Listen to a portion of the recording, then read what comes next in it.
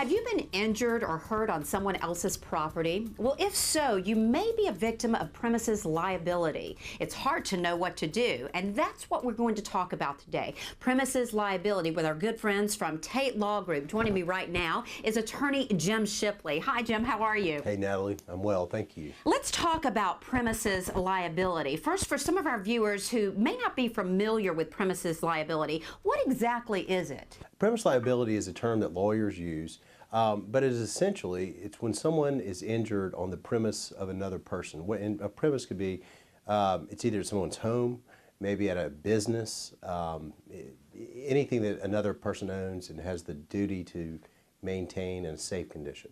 And this happens a lot. I mean, probably more than people pick up the phone and call and ask, am I a victim of premises liability? It happens a lot. It does. It occurs a lot here and all over the country. And a lot of times people don't understand that they do in fact have a claim, again, often if they're injured, against the owners of the premise where they are hurt. So how do I know? Let's just say I may think that I am a victim of premises liability. What are some things that I should ask myself? How do I know if I'm a victim of premises liability?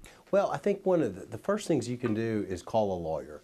And here at Tate Law Group, we are very experienced in handling these premise liability claims.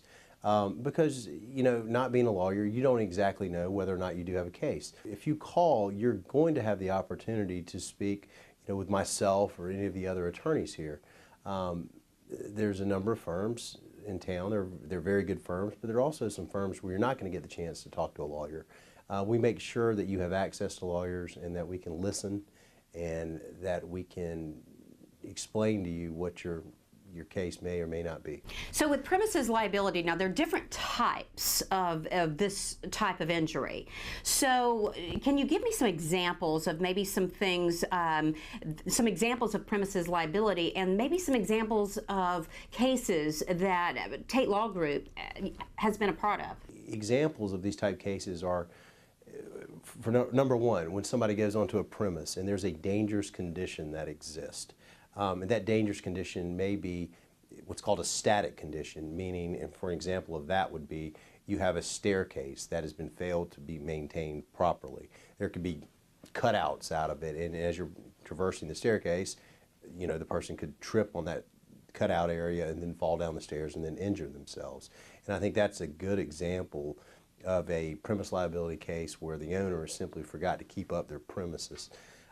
Another type of premise liability claim that people often do not understand is when you go onto someone's premise and you are accosted or injured or, you know, either assaulted by a third party.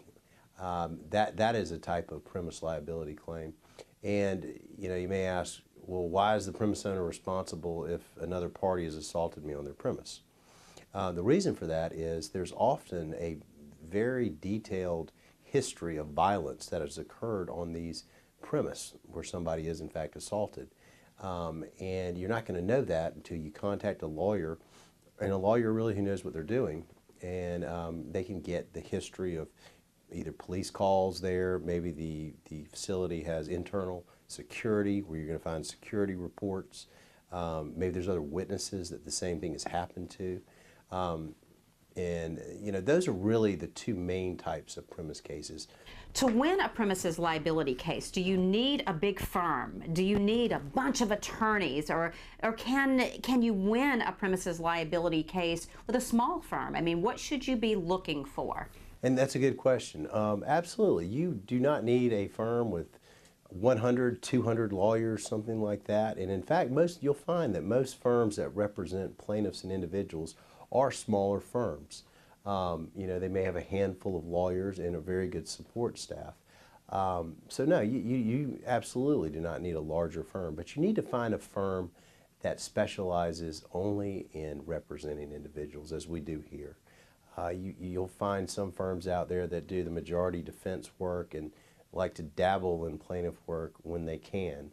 And I would advise you to steer away from them because they often represent insurance companies, municipalities, and business owners that you may have a claim against. So and it's just not their bread and butter. I mean, if you call a plaintiff's firm that's dedicated solely to representing individuals, as I've done for my entire career, I think that's their best option. A question, I'm wondering, would you advise the person calling to actually inquire? Would it be right to inquire how many premises liability cases that attorney or that firm has actually been involved with and won?